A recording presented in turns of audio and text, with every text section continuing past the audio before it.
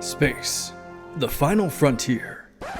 Well, okay, not really. All right, take two.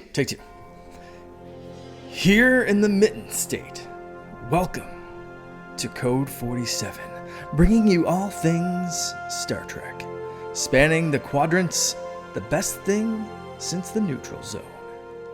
Back again, can't be stopped. That's right. This is the Code 47 podcast on the Secret Friends Unite podcast network, episode 71. I am your Trek Lord of West Michigan, Fleet Captain of the USS Grand Petoskey, Charlie Carden, coming at you as always with my stellar super duper partner, Katie Q. Katie, good Sunday night to you. Good Sunday night to you as well, Captain. All right, almost like Captain Crunch. I just don't have the hat. I just don't have the fancy hat. Well, we got a lot to talk about tonight. We're going on to go into basically the second quarter of Star Trek Deep Space Nine Season 2. But we've got some big stuff coming up in the week that follows. This episode obviously drops on Monday, May 2, but on May 5th, we're getting the season finale of Star Trek Picard, which I can't necessarily say couldn't come soon enough. And then we're also getting the series premiere of Strange New Worlds, which leads us into segment one half of this show. We occasionally have news. And this one we did. Katie, I assume you had a chance to check out the opening credits. Yeah. Yes, I loved it. It had a very kind of classic vibe to it, but also it felt like I was watching an homage to every single intro to a Star Trek show. Absolutely. And we've not had a Star Trek show since Discovery. No, not going. I'm talking about a Star Trek show that had any verbiage in the intro. Oh, okay. Yes. We had it was since TNG. Am I totally flubbing that? TNG, because DS9 doesn't have anything, and I don't think Voyager does. No. This was the first time. Yeah, you heard. Obviously, it's voiceover from Anson Mount. He's reciting the original. These are the voyages spiel.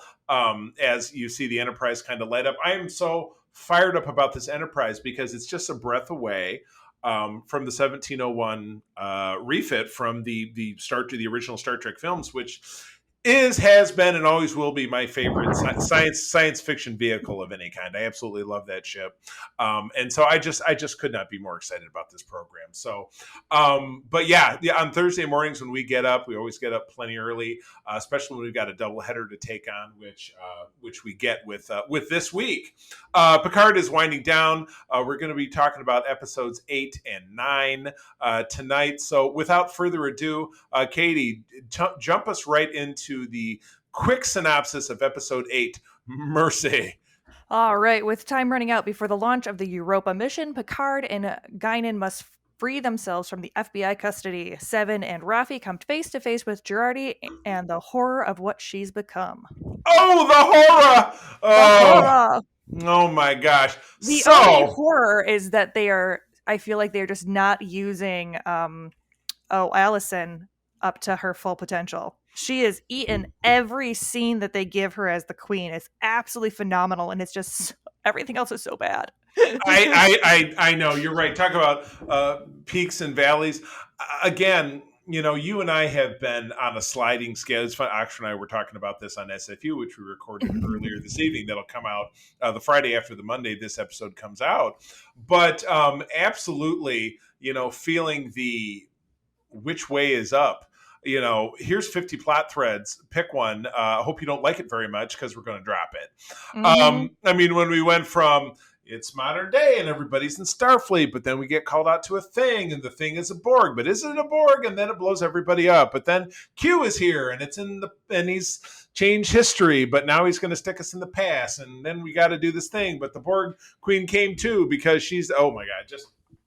And then there's another song and blah, blah, blah, and Guinan. Yeah. And the weird offshoot flashbacks, which are technically flash forwards because Picard isn't actually born yet, of all of his childhood, but somehow his childhood is like future past because everybody talks like they're in this like 1800s of like, oh my love, you will always be my shining star, blah blah blah. And I'm like, why are you all dressed in old timey stuff and walking around like it's like the late 1800s? I mean, Katie, I can answer that one for you. You know what? Fashion is very cyclical. You know, right now we're, you know, I hear the early 2000s are coming back. People are wearing, you know, the big baggy jeans or whatever. And, you know, and if you flash forward another 400 years, you know, they're looking, you know, to 600 years in the past for the clothes. I don't think that. I mean, it's a good try. It was a real good try. I mean, I think it's somewhat rooted in reality that you know that fashion tends to find its way backwards. As someone who's terrified of low-rise flare jeans, I can definitely say yes. It is cyclical because I'm seeing those again. But I don't think we'll ever get to a flowing white, completely buttoned up the back. Oh my God. Turn of the century gown. At least not for casual wear. I guess the other thing in this episode that kind of drove me up the wall is that you had the actor playing the FBI agent. It was the exact same, and we posited this on our last episode, the exact same actor that played a time cop that was with 29th Century Starfleet that employed Seven on a mission during the Voyager run where she had to go back and save Voyager in the past. Same actor. Mm-hmm. Who's not didn't do anything with him. Who's not a big name actor, and they did. And then he was a guy who saw Vulcans when he was a kid, and so he was Fox Mulder, and it's just like, oh, just no. It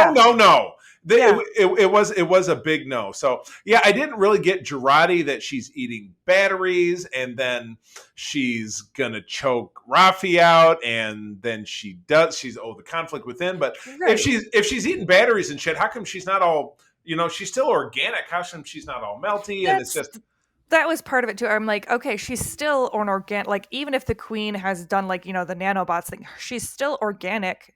Primarily, like eating batteries isn't going to help her. Well, yeah, that's her body can't process that. All those metals. Well, it was just, you know, I mean, even the Borg you saw in like First Contact, for example, they were out in space. And which seemed they were, you know, somehow, you know, surviving with their shields, but they could still be, you know, if you cut them loose in space, they just drifted away or whatever. They still can be killed. They're still organic. And, you know, at the end, that's the end of the movie is the plasma tank ruptures and all the Borg get liquefied. And so, yeah, they're still obviously sensitive to the same, you know, physical cleavages that we are as people. So, yeah, I don't know why she's eating batteries or assimilating batteries, but yeah, so that's that. Anything else in this episode okay, let's flip the script. Anything in this episode that you found redeeming and interesting? We did get Corey Sung back, and they were trying to do something with that plot line. Q bumps into her. They're still like, we got to sabotage Europa and da-da-da, this thing and that thing. So I was excited to see Q coming back. The whole idea that he's dying is very interesting. And then he just didn't exist in the next episode. And it seemed like they had an idea for this whole time travel queen thing. And they were trying to figure out how to make that happen. So they just shoved Q in. Instead of it just because, I mean, at this point, I am pretty convinced that the queen we saw in the beginning is Jurati. Yeah, agreed. And when she went through the, you know, she's going to show up in the future and then be like, hey guys, this is the new Borg. Right. So I'm like, okay, so we've got this like weird time loop thing, but there needed to be some way to kind of kick it off. And it seems like that's what they used Q for, which is really weird. And I'm really upset. And I know you said what you liked, and it's a double-edged sword because, you know, but because I love Q. I really enjoy Q. He's amazing. And then you had the whole thing with Guinan and Q, very good. But why are they using him as a throwaway character at this point? You know, it's and Q. I guess, and even I'm looking at even the writing credits as I bring up the entry for the next episode. We got some names that even I'm not familiar with as people who are current writers and showrunners of Star Trek, and then a director I'm not familiar with. So, you know, are we turning everything over to, is this like a Star Trek Nemesis situation where we're just kind of turning things all over to somebody that we don't know? I mean, yeah. It feels like they mad-libbed the plot and then had everybody write an episode of it. Oh my God. Like Mad Lib, like the outline for the season. Yeah. So they're like, okay, well, here in this episode, the Q gets involved with Rene Picard, and then Dr. Baltar shows up, but he's Picard's uncle, dad. Yeah. Oh my God. And and things didn't get any better as we get into episode 9, Hide and Seek. Again, we've got, we're still, I'll read the summary. Picard and his crew fight for their lives as they come under attack from a new incarnation of an old enemy. It's the Borg. But to survive, Picard must face the ghosts of his past. Not really sure why. Seven and Raffi have a final showdown with Jurati. Okay. Yeah. So there's a lot going on here that just doesn't seem to connect to anything. Did Q come back in this one? No, Q was missing it again. Q was completely absent from this one again. So we got no Q. We did get a name drop of Janeway and the fact that Seven tried to join Starfleet proper after the Voyager series, which I thought was cool. I just don't understand how none of them get Annika's trouble with her duality. Like, it's not like that's the hidden secret, but even Raffi's still like, what do you mean? What do you mean you're not accepted? What? This is so confusing and foreign to me. Yeah, we're fighting the Borg, and why don't people like the Borg? I don't. Why do you feel uncomfortable being part Borg? I just don't understand. Read a book, babe. Read a book called People Don't Like the Borg. Everybody just kind of ghost, anytime Seven mentions being part Borg or the troubles that they're like, oh, whatever. Picard was part Borg too, and he doesn't bring it up all the time. Yeah, he's good. Yeah, he was Borg for 3 hours, and he doesn't bitch about it all the time. Yeah, exactly correct. So, but yeah, you got Adam. The Adam Sung character kind of turns into a diehard villain in this. Yes, with really bad CG. What was with that night scene of him sitting? You could totally tell it was green screen. Right. It looked like a bad sci-fi, the channel sci-fi movie. Right, and he's wearing, I swear to God, I don't have a full picture, but he's wearing a black turtleneck with a black blazer, and I'm like, he's trying to go for latter day Hans Gruber here. It's just, I'm not buying it. He's just, and there have been some bad apples in the Sung family tree. We know that because I've told you all about the plot line in Enterprise with the augments and everything. But just, he went from, a quasi-benevolent scientist. He's like, no, I'm just going to kill Picard, and it's not a big, I'll kill Rene Picard as well, and bloody whatever. It doesn't matter. Right. But they just keep digging down deeper. I did have something in this, and I mentioned it when I was talking to Extra, that I thought was a smart retcon. In this episode, obviously full spoilers, we do see that the culmination of Yvette Picard's mental illness is that she commits suicide by hanging herself. Alone in a room. Jean-Luc, we're assuming him to be about age 10, walks in and sees it. And then he goes on to say, this traumatic event, I blocked it out of my memory. I do recall in later years that I would imagine speaking to her as an elderly woman. We would have a cup of tea, which is exactly what I talked about in our last episode. In reference to the early TNG season 1 episode, where no one has gone before, the Enterprise ends up in a place where their thoughts become reality. Picard imagines speaking to his extremely elderly mother. Right. And he thinks it's real. He thinks, well, you might have just thought, well, Picard here is in his 60s, so maybe his mom's been dead, for 20 years or whatever, when in fact she had been dead since he was, 10 years old. I thought that was a smart retcon, because the very first thing I thought he saw her as an old lady. She didn't die that way. And then he was raised by his father. Now, the flip side to that is that in all of these flashback episodes, and maybe it's a product of his memory, Picard has an older brother, Rene, who was Robert, who was the focus of the TNG episode Family, which followed the Best of Both Worlds Borg two-parter in season 4. I was just watching it earlier this week. So there's zero mention. They absolutely treat him like an only child. But in fairness, that's in his memory. So it's not, we're not watching a newsreel of family movies from the Picard family. I'll give them that, but my God, yeah, everything else, like, Seven gets shot and fatally, and they're calling Agnes, the Borg Queen, Borgatti. So Borgatti zaps her.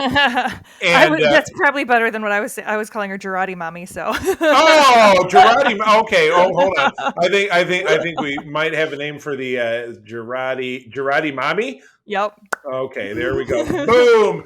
Episode named, unless we come up with something better later. I don't know if we'll be able to come up with something better than that. I think it's a winner. So, yeah, I don't know. That's what I found to be a takeaway that I liked, that protected canon, which I'm a little nutsy about canon. I like canon. I've always liked something you can kind of wrap your arms around and say, okay, well, I know that this happened in this and it spawns a thing, whatever it is. I like that, as opposed to like with Star Wars, and it's all over the place, and it's it's the EU, and there's a 6 foot tall green rabbit named Jackson, and whatever you want. So I would have just preferred them not go the mental illness route altogether. I don't think it was handled really great.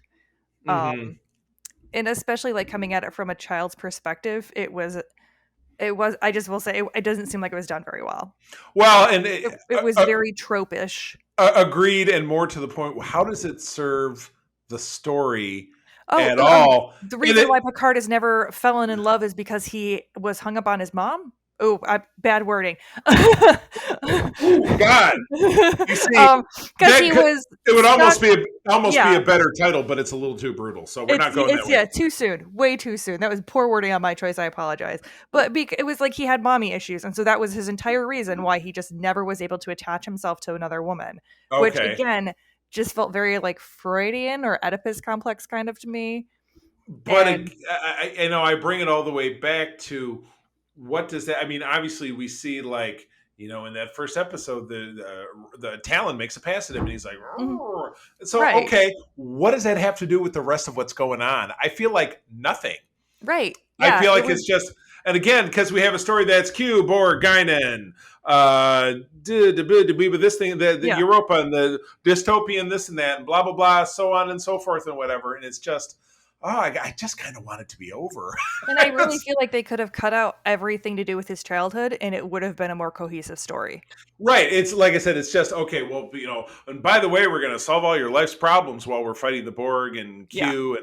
And again, the Borg and the Q and the kind of thing, it just doesn't gel. Now, you think about the fact that Q introduced us to the Borg, and Guinan is his arch nemesis. Okay, we have 3 things from one of the few good episodes in TNG season 2. Also, didn't the Borg like wipe out Guinan's like her people? So like they're a huge part, and at that point, like, why not get Guinan involved? She knows the Borg. Right. Like that should have been that would have still been a hook to get Guinan involved and say, hey, we're here because the Borg are going crazy. She would have been like, oh, okay, I know how that is, instead of being like, hey, well, we're kind of here because of like something that goes weird with humanity in the future, so you have to help us. Like, she already is checked out from humanity because, we kind of suck. Right. Yes. But we didn't even carry her over from the first episode to the second episode. She wasn't really involved in anything. Like, she didn't go back to France. She's just been there to be kind of like this helpful side character. Right. Like, kind of turning into the trope that Whoopi Goldberg specifically didn't want Guinan to turn into. Right. So it's just, we are off the page with just tropey crap. And I've never been down on a season of Star Trek like I feel like I've been down on this one. And I don't know if it is, and again, something else Oxford and I were talking about, I don't know if it's because the seasons are so short that we don't balance, like, oh my God, that was a great episode, and then we had a duffer one, and then we had 2 great ones, and then there was one bad one, then there were 4 great ones, but we're so trapped into the fact with 10 episodes that we just really need everything to fire on all 8 cylinders, and we're just not getting it. You know what I mean? And it felt very strong. Like that. I remember the first 2 episodes, I was like, holy crap, I am loving this. I am so excited for it. And then it just like slowly unraveled, where they had too many plates they were trying to spin at once. Right. And you got Elnor coming back as a hologram and Wreck and Shop, and that's great, but whatever. So, they just got a lot of eggs in the basket of what's going to happen in this last episode. So they've got to find a way to turn it around when at the end of it, Girardi took off with La Serena and warped away because we And started. now they're all trapped in the past. Yeah, they're all trapped. They can still get around because they have the Gary 7 chick, the version of. Oh yeah, so she'll probably end up figuring out a way to get them back. Right, so they can to the future, but without Doc. Yeah, they can still zip around or whatever. So it's all well and good, but it's just there's so much to. How are they going to bring together like 8 plot threads and anything, and then put them back at that moment where we're assuming, Jurati-Mommy blew them up in the 25th century? I'm fucking terrified. I'm not going to lie to you. Oh yeah, no, gonna. And I'm imagining there's going to be some sort of weird cliffhanger that's going to be from season 2 to season 3 because season 3 is supposed to be like the final season, right? So it's going to be something random that they're going to leave hanging. Yeah, I mean, I can't even really form a cogent thought around that process. You know what I mean? I know season 3 is going to have the whole TNG cast together, obviously with Brent Spiner playing Asung, because there's no Data and everybody else playing their regular characters. But I just can't. Can't we just go to bed and wake up and have a do-over of season 2? Because oh my god. So here's my theory. I think they're going to clear up the Borg thing with Jurati and finish that, and they're going to leave a cliffhanger with Q, and the final season is going to be about Q's death. Okay. I am titillated to find out if that's the case, because you're right, there's way too much going on for all this to be just this colossal waste of and here's stuff that we didn't get together at all. We shall see. Anyway, okay, let's close the book on Picard and let's move on to something that is potentially better. We have the second quarter, the second installment of 4 installments of Star Trek Deep Space Nine. Again, the sophomore season, I think, certainly as evidenced by last time, kind of finding its way out of the sophomore slump. This aired in late 1993 through early 1994. Hold on just one sec. Okay. All right, brief break for station identification. So anyhow, we're jumping into another 6 episodes of this show. Which, the very first one out the gate introduces something incredibly important. So I will get started. Episode 7 of the season is Rules of Acquisition. Directed by David Livingston, a Dr. Livingston, I presume. One of the stalwarts of the show. Story by Hilary J. Bader and teleplay by Ira Stephen Bear. Again, somebody who's a cornerstone of the show. So this is some serious talent involved. November 7 of 1993, Grand Nagus Zek in his second appearance. The spectacular Wallace Shawn assigns Quark to initiate investigations with a planet in the Gamma Quadrant, but Quark's new associate is not what he seems. Oh my. So addressing gender inequality issues within the Ferengi Alliance. Katie, this is much more up your alleyway than this was mine, so take it away. I remember the first time I watched this, I was really excited to see where it went because I absolutely loved Pell. I thought she was amazing, and even the second time around, I was really excited, and I absolutely love her. I feel like they did Quark dirty in this one. I mean, I get that he is, he's a Ferengi, he's the stereotype, and I have my own issues with the misogyny that comes with a Ferengi, because for someone who's extreme capitalism, it doesn't make sense for you to not take complete advantage of any asset. So regardless of whether you're a man or a woman or whatever your gender identification is, if you're smart and you're capable of getting ahead, right? But that's a whole different thing. I would have really loved to see Quark be like, hey, you know what? Now, pal, you can stay here, and her becoming part of the cast and them having a whole kind of going on and running Quarks and being really strong and kind of overturning that stereotype. I think that would have been a stronger thing than having Quark be like, well, yeah, I acknowledge that you're really smart and I actually really like you, but you need to go away now because you can't fight City Hall. I can't. Yeah. Well, and also I just can't get over my own internal biases of what this would mean. Right. So, the beauty of it is later in the series that exact same thing happens, that those biases are addressed. Right. With his mom and stuff. Yeah. And through the series, through the end, and not to spoil anything on a 30-year-old TV show, but that does absolutely change radically by the end of the show, when Rom becomes Grand Nagus, and when he's installed, he completely, it changes Ferengi society. So, but again, sorry about the spoiler on an episode from 25 years ago. Well, it starts too with the Grand Nagus though, Zach, because doesn't he end up marrying Quark and Rom's mom? He does, yeah. So, and she what she's doing is running the Ferengi Alliance at that point because he's old and senile. But again, hate to get ahead of ourselves. We'll be talking about. I mean, that's years down the road for us talking about, segment wise. So I guess I absolutely, like most of DS9, I did really enjoy the episode. I was just, it always makes me a little, sad because I really enjoy Quark overall as a character. It's just when they kind of throw that stuff in there where they're like, oh, well, he's a jerk, so obviously they're going to be misogynist. And I'm like, come on, guys, they're smarter than that. I know, exactly correct. So, trivia note, first mention of the Dominion happens in this episode through Quark's negotiations with the guy. I can't remember. Actor Brian Thompson is in this episode. He's the real muscly guy. He's been in everything, but the Katati is the name of the race. My God, I'm so embarrassed. Let me click on the link and look it up because I'll be embarrassed until I'll be blue in the face. Let's see here. The Dozai, because they're buying the Tulaberry wine. So they're basically they're Chamonix. They're fancy ass wine people. Good stuff. So anyway, a lot of like Star Trek does, taking social norms, turning them on their ear. That's what Star Trek does the best. All right, next one is yours. All right, Necessary Evil, directed by James L. Conwin, written by Peter Allen Fields of November 14th, 1993. An attempt on Quark's life reopens a 5-year-old murder investigation. This one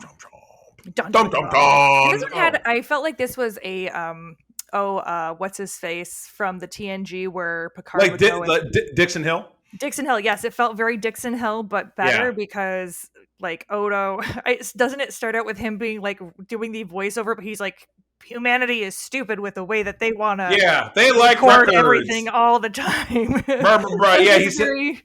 said everything it was a rainy day and on DS9 and this and that. So I dug this. I thought this was a cool early episode that kind of turned character interactions on their ear because you're like, oh, Kira and Odo are good guys and they're pals and whatever. And, they've known each other for several years because the show, again, tossing back 5 years, which would have been season 2 of TNG, our favorite season of season 2 with your favorite Dr. Pulaski. Wouldn't it be great if she would have just shown up in the middle, walked in, hey, I'm here on oh shit, I don't know what I'm doing. This isn't Federation space. I got to go. She would have been a great co-star. And then like on LA Law, her character would fall down the turbo lift shaft. Unfortunately not. But I like this. I think it kind of turned it on to that, that Kira and Odo have known each other forever. They trust each other. They know everything about each other.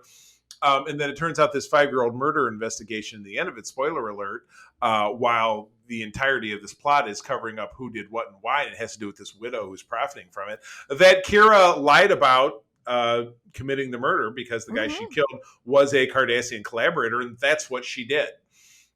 That's simply what she was. People at war. She was she was a resistance fighter. She was a black ops operative, and they killed the enemy.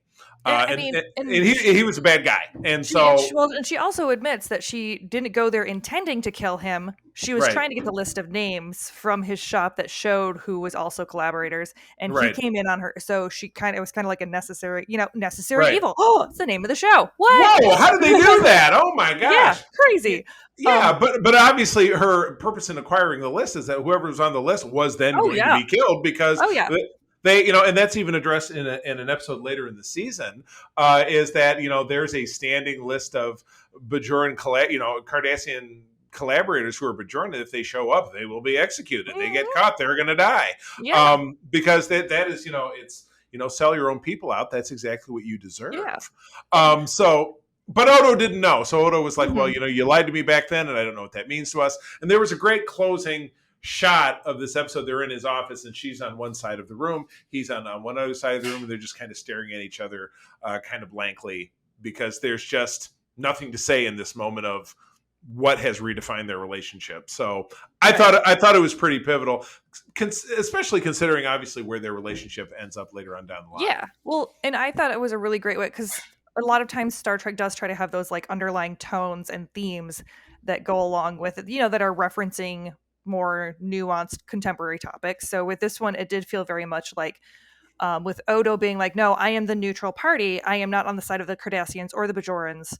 But as he's talking to Kira and she keeps stressing, no, you need to pick a side. By not picking a side, you are picking a side. And especially right now, they're, with everything that's going on with our environment and our culture of saying you can't just sit on the sidelines and say you're not involved because that's giving power and authority. Like, even if you don't think you're working for the Cardassians, you're working for the Cardassians by not standing against the Cardassians. And not to get too deeply political, this came with both my stepkids who were of voting age in the 2016 election. Said, oh, fuck Trump. I don't want to vote for Trump. Well, so I'm not going to vote for anybody. Well, a vote for nobody was a vote for Trump. And and that's why we had him for 4 years. Is certainly one very simplistic way to look at it. If you don't make your vote part of the solution, right? In general, not to get too heavy on you, I doubt very much we have any listeners who are right wing Republicans. And if we do, have not liked me, then that was a real bad idea to bring me on. I absolutely encourage you to seek mental help if you love Trump. But anyway, we'll see if that gets us flagged. So anyway, moving on to episode 9, Second Sight, directed by Alexander Singer, another, again, a very big name in Trekdom. Then we get into some weird names. I do not know who Mark Garrett O'Connell is. Don't hear from him again. Did the story and the teleplay. But also Ira Stephen Bear and Robert Hewitt Wolf, who are stalwarts of the series, did the teleplay. So obviously, I feel like when they bring in a ringer or somebody who's new to write a story, and then you see it's backed up by existing people, they probably came in and polished the shit out of it just to make it seem more Star Trek-y. I think so. And I think you can tell with this one. Without a doubt. So this aired in just before Thanksgiving in 1993 in November. Sisko falls in love with a woman visiting the station, but she is not what she appears to be. Didn't we? Oh, we got not what it seems about Quark. There's a lot of mistaken identity shit going on in this whole season. Yes. So Sisko is, and it's weird because the timing is really off. He's like, in his opening commander's log, he's like, well, I realized it was just celebrated the anniversary of the Wolf 359, and when my wife died, and that was probably about 3 months before this. So fits for your episode, but yeah, because Wolf 359 happened right at the beginning, and this is 9 episodes in, he's probably about 3 or 4 months off. But that's me just nitpicking it up. There's plenty of other stuff to nitpick up about this episode. So yeah, Sisko falls in love with a woman who kind of drifts on the station, and she's like, oh, blah, blah, blah, this thing and that thing. You're so handsome and charming. Oops, I got to go. And so she's Cinderella, right? And this happens a couple of different times. Yep. And it all kind of centers around very Riker-y. Very right. Yeah, exactly. So it all the whole plot line is kind of centering around this super egotistical terraformer guy who's traveling aboard a Federation starship. He's like, everybody come to my cabin for dinner. And Sisko walks in, and there's that same woman, but she's very frumpy clothes and like, I don't know you, dude. And she's like, really? Your name isn't Fenna? And she's like, I have to go to the bathroom. And she takes off. So what we ultimately finds out is that she's in the super unhappy marriage, but she's an alien. She's from this race that does not do divorce. So even though she's miserable with her husband, she solves that misery by astral projecting herself as some kind of vampy ghost who goes out and hooks up with other guys. I guess so. It was never fully explained. So, I mean, this one was definitely a low ringer for me. Like, as far as stuff that could go out of, like, that just doesn't need to be seen again in DS9, this one is definitely on that list for me. Yeah, I mean, we're coming out of the era, and season 1 was packed with episodes that were just like, yeah, we had to have an episode. And there was, and again, when you have 20 to 26 segments that you got to produce in a 9-month television season back in the day, you're going to have plenty of duffers, you know what I mean? Where alternately, what's supposed to happen with shows like Picard is that you have 10 great episodes in a cohesive story, which is not what we have going on right now. But I digress. Yeah. That's what like Discovery does a nice job of it. Like Mhm. season 4 of Discovery, we have this mission, and it's, or season 3 of Discovery, we have this mission, and at the end of it, we find out why this thing happened, and we're able to help out. So Picard's not really knocking it out. I think they did a pretty good job of it in season 1. I really like season 1, but it, under the old model, we're going to throw out a lot of D-list stuff. And this was, while this was not the worst of it, it was in the neighborhood. So yeah, it was that trope of, oh, I met her twice. It's been 2 days. I'm in love with her. Obviously, she's the most amazing person ever. I'm like, you literally don't even know her last name. You don't know if Fenna is a first or last name. You cannot be in love with her. Stop. Just smack you all over the station. It's totally like Cher. From a species that wants to tough out marriage so bad that they'll astral project themselves as a loose woman. If it was that like she just didn't like, if her culture just didn't divorce, or if it was like she physically, like if there was something about like the bonding pair, like she couldn't leave him.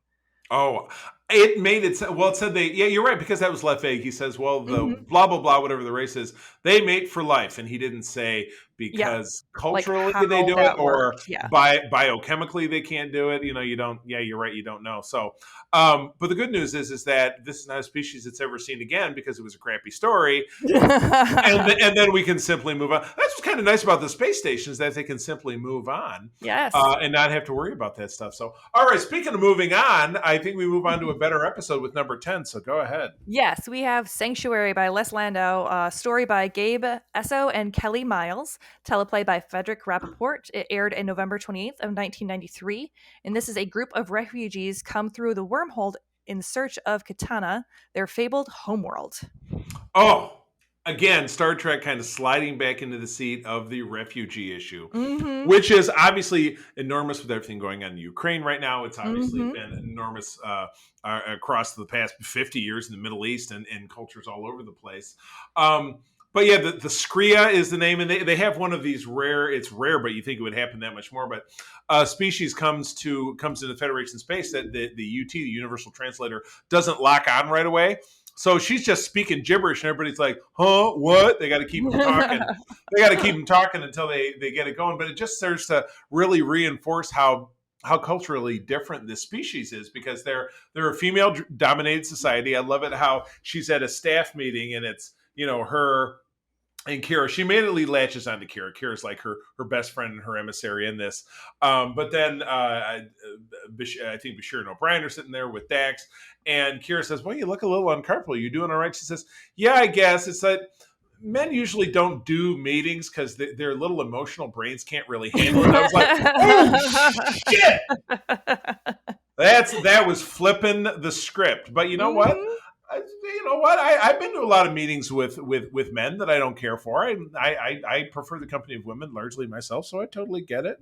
But no, that was a big like, whoa.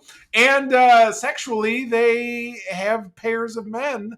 They're bigamists. So yeah, she goes to her room in the middle of the night, and she gets up, and her two men folks standing in the door frame. No, it's you go back to bed. It's okay. So she's boss, or you think she's boss.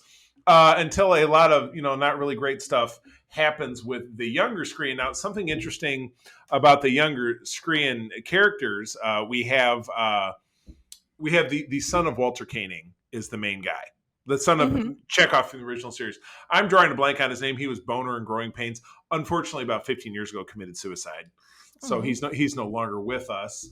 But another one of the actors one of the characters was played by actor Leon Orser, who you've seen in everything, including here is because I know Voyager is one of your key series, in the episode where the EMH was on the other ship where he had to interact with an alien EMH that had gone nuts and killed all the crew. That was Leland. Yeah, same dude. And then I feel like the third actor was somebody else, and I probably have to look it up. But ultimately what we find out is that these these Skreans, they need a home. There's 3 million of them. They said, our fabled home of Quintana is Bajor. We want to say, we want you to let us settle on the southern continent because we're farmers and we can revitalize that area because the Cardassians, poisoned it or whatever. And the Bajorans say no for reasons that probably, politically speaking, make a lot of sense. Well, we don't feel we can support you, and it's really very unpredictable. And meanwhile, Sisko and the gang find another planet in the same sector that they can settle them on. They're like, no, it's got to be Bajor. They're very hands down. But then there's a diplomatic incident where the kid who plays Boner crashes his ship and kills himself, and so ultimately they go off. And then it was the Skrean lady says to Kira, saying, 50 years of Kardashian occupation have made you scared to trust, and we really could have helped you out, but you screwed yourselves. It's like when your ex-girlfriend says, oh, you'll never find anybody else like me. Yeah. But the Skreans were kind of gross, and they had like bad skin issues and something. So I don't know that invalidates them as a people, but that definitely doesn't. I would say it was more their attitude. This was definitely it got closer to the mark than some of the past refugee stories that we were seeing in like TNG, for example. Right. But it still felt like they were afraid to not vilify them in some way, shape, or form. Right. Because exactly. I was like, okay, there is an alternate planet that is completely habitable. Everything's great. And they find this planet and then they go, no, we don't want that planet. We want to go to Bajor. And like, Bajor is a war-torn, just getting past an occupation with a barely functioning government. And you want to throw 3 million people into the mix? I can completely understand if they're like, hey, no, you have this other option. It's probably a better idea for you to pick this other option because we can't guarantee your safety and security here. Right. And they're like, no, you all are monsters. Yeah, it's just and it's really right up the alleyways of beggars can't be choosers. Just like, hey, we're willing to help you. We found a solution. But the art of negotiation and the art of compromise is that you don't always get what you want, but what you do get is somewhere to live instead of living on your crappy ships that are falling apart.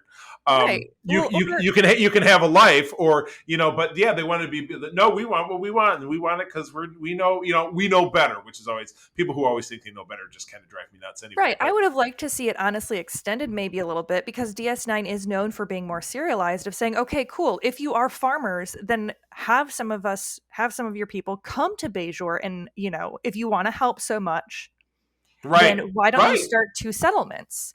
Because then you would have people who can help support you on a stable planet where you can farm. And then if you want to come in and see if you can go ahead and start tilling the northern continent because it had been completely demolished by the Cardassian rule.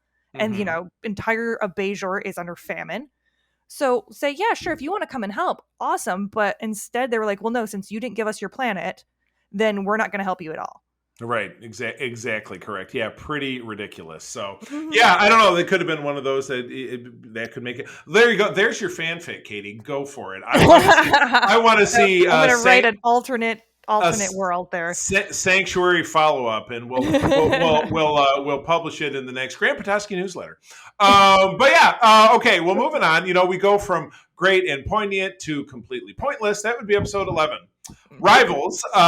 This is directed by David Livingston, again coming back. Story by Jim Trombetta, not a Star Trek name. Michael Piller, series co-creator. So okay, yeah, a little. And teleplay by Joe Minowski, who is a stalwart of the series. First episode aired in 1994, the year I graduated from high school. Jeez, I'm old.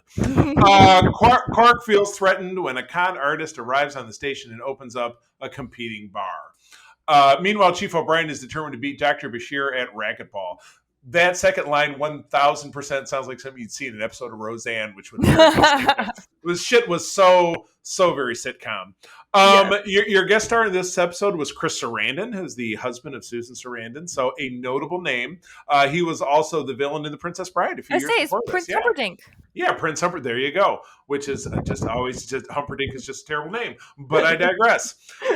Very much a throwaway episode. Interesting to note that his name is Martis Mazur, and he's an Elorian, same race as Guinan, which I don't think I picked that up the first time I watched it. I certainly picked it up before now, but rewatching them, the same as Guinan. I thought that was interesting. So a race of listeners, but instead of being a benevolent bartender, like, let me share the wisdom, he's a hustler. He's a hustler. He's a swindler. So he's like Quark, but he's a little bit better at it. And he finds his way onto this, luck generating machine that he can open a casino around it. And ultimately, this was, what's always referred to in Star Trek as a bottle show. So it's a show that takes place entirely on the station with largely existing sets, though the racquetball court, I feel like we've seen it somewhere before. I think they built it for TNG back in season 4.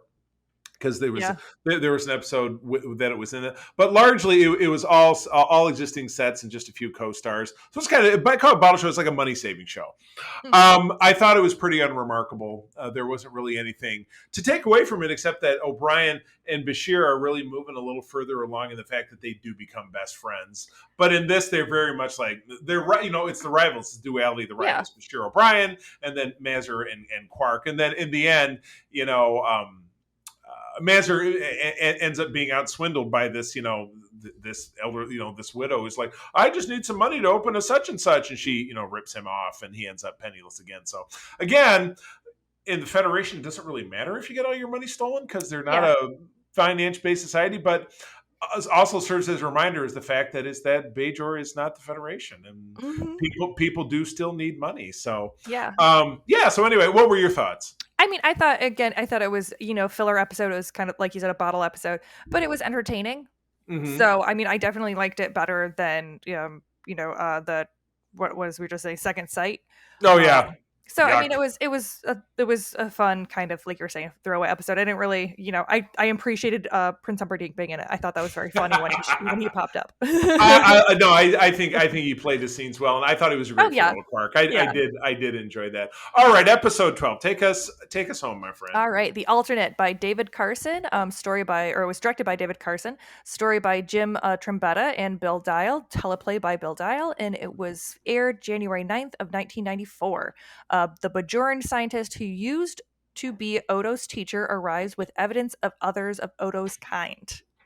Womp womp. What? Womp. What? Yes. I know, very exactly. Much so. Yeah, so we have, David Carson is a stalwart of the franchise, but Jim Trombetta and Bill Dial are kind of, those names I've never heard before. So, this ended up being a script that while it offered the early suggestion is Odo's mysterious kind and blah, blah, blah. This is going to be a big revelation.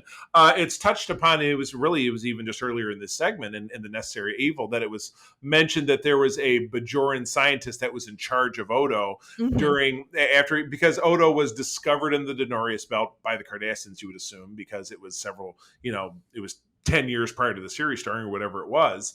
And then he was put in a Cardassian lab with a Bajoran scientist who studied him and kind of taught him to, make shapes and learn how to communicate and blah, blah, blah. Tricks. The Cardassian neck trick, exactly. But which is, I don't know, was that I think that was mentioned in this episode or certainly gets mentioned. No, it was mentioned in the in the flashback episode. Right. Of, Necessary Evil. Yes. So this was Dr. Mora, who is actor James Sloyan, who was in an episode of TNG in season 3 where he played a Romulan defector who brought the Enterprise, there's going to be an invasion and it's on this planet. It turned out that they were kind of using him to pull a Federation ship into the neutral zone and attack them. And one of my favorite episodes of that, kind of when things were really starting to turn around in TNG. But no, great actor. He shows up several other times in, I believe, Voyager and Enterprise and maybe even a DS9 later on. So he's kind of one of those, like, let's get James Sloyan on the phone and we'll get him for an episode. But yeah, he plays Dr. Maura Pole, who is the father figure, for want of a better term, for Odo. And this is proclaimed father figure, I think. Yeah, exactly. I'm your daddy. Definitely not feeling the father figureness. Yeah, he was. He was. When he generally gets pissed off and he doesn't get that Father's Day card. So he comes along, and again, the whole episode really proves to be a red herring. They don't really find out anything about Odo's people, but instead they bring back this virus that makes Odo act crazy and turn into a big monster. So it's kind of a monster of the week virus episode. Yeah. which just kind of goes nowhere, which really lends itself back to the fact that the episode was written by 2 non-Trek writers. So it just didn't, I don't know if they brought in a lot of people early on because they somehow wanted to have these throwaway episodes that just let people, kind of left people with no impression of what the hell was going on with anything. I have no idea. That doesn't make a lot of sense to me, but what the hell do I know? You know what I mean? But yeah, this was, we're getting to the middle part of, the first, I would say the first, quarter that we looked at of episodes in our last episode had some really great ones. We had the kickoff trilogy. We had the Cardassians episode. I just thought that this was kind of full of stinkers. I don't know about you. I mean, I kind of liked the alternate. I thought the ending was a little weird because it seemed like the doctor kind of was like, oh, okay, no, actually I was mistaken by everything. And I was like, it usually doesn't work that way. Yeah, right. Because it did feel like they were building out Odo's character. And for someone who has a mysterious backstory, there's not a lot to go with. So you have to work and really pull to create these stories and backdrops for them to have something to bounce off of. So introducing this character that was very much a toxic parent figure, and coming, being someone who has my own toxic parent figure to deal with, there was a lot of reflection where I was like, he's talking over Odo. Like at one point he flat out says, oh yeah, tell Kira this story about, how I figured out you were smart. And so Odo starts to tell it, and he continually interrupts, continually talks over him, and just is incredibly disrespectful because everything Odo does, he refers to him as a specimen, as a creature.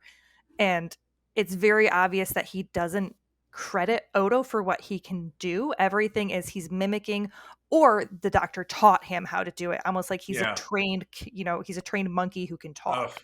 Yeah, that's a good point. Yeah, there's a deeper sense to that of having, like you said, a toxic friend, a toxic family member in your life who is just like, why do I put up with this person treating me the way that I do? Like, talking to me like I'm a 5-year-old, or talking about me like I'm a 5-year-old instead of a grown ass adult. You know what I mean? So yeah, I certainly feel the deeper issues of it. So I understand where you're coming from. The balance of the episodes as a whole, I love Necessary Evil. I thought there were some good issues raised in Sanctuary. I thought Rivals was amusing. But when you put it all together, it just, maybe we get too spoiled with the thought of a thematic arc-based season because, looking back at the way stories used to be told, it used to be like, doot, doot, doot, doot. And even DS9 itself, but not to the latter half of the season. So basically looking at season maybe 3.5 going into season 4 with the Klingon Dominion arc, and then moving Klingon Cardassian Dominion arc, and then moving into season 5 with a full blown out war, which took us through the rest of the series. DS9 very much becomes that. But in these first 2.5 seasons, it's very much like, here's a thing, and here's another thing, and here's another thing, and there's a thing over here, and maybe there's a message here, and maybe there's nothing. You know what I mean? So we're still kind of stuck in that. Well, and I think it's a reflection of the times too, of when they were written, because we are kind of spoiled now where people just kind of have this idea of we're going to get a serialized story and character development along the way. Where before this stuff, you would have TNG or something where it was, there will be a story that might have 1 or 2 parts. There will be no character development because nothing ever reflects back on itself. Right. And this is where they're starting to experiment to go, okay, we're going to do some character development with like the alternate. Oh, and then we also have to tell a story. So they're still trying to figure out, I think, how to merge those two things together, because like the alternate is still like the stuff that was developed in that episode is definitely going to show up later, but it didn't really tie into the story that they're trying to tell right now. Right. Exactly correct. Cool. Well, that wraps us up. That's about as much DS9ing as we got to do. So Katie, as always, take us on out of here. For more information about Starfleet International, please visit Grand Petoskey and Region 13 on Facebook. All righty, Rue. Well, friends, thank you as always for joining us. I have been Charlie Carden. Always a pleasure. You can find me over on Twitter at the C3. And Katie, where do people find you at? They can find me on Twitter at QT Geek. That's Q_T Geek. And we are interested in hearing about Star Trek all the time, all the place. Friends, thank you one more time for joining us. I'm going to tell you that sharing is caring, and to keep on trekking. And remember, wherever you go boldly. This podcast is part of the Secret Friends Unite podcasting network. Visit secretfriendsunite.com for more great shows, articles, news, reviews, and more. Secret Friends Unite podcasts are available on Apple, Google, Spotify, and other podcast services around the world. If you'd like to be part of the conversation, you can join us on Facebook or our new Discord server, or follow @SecretFriendsU on Twitter. Please subscribe to Secret Friends Unite on YouTube and visit our merch store at tpublic.com. Just search Secret Friends Unite. Thanks for listening.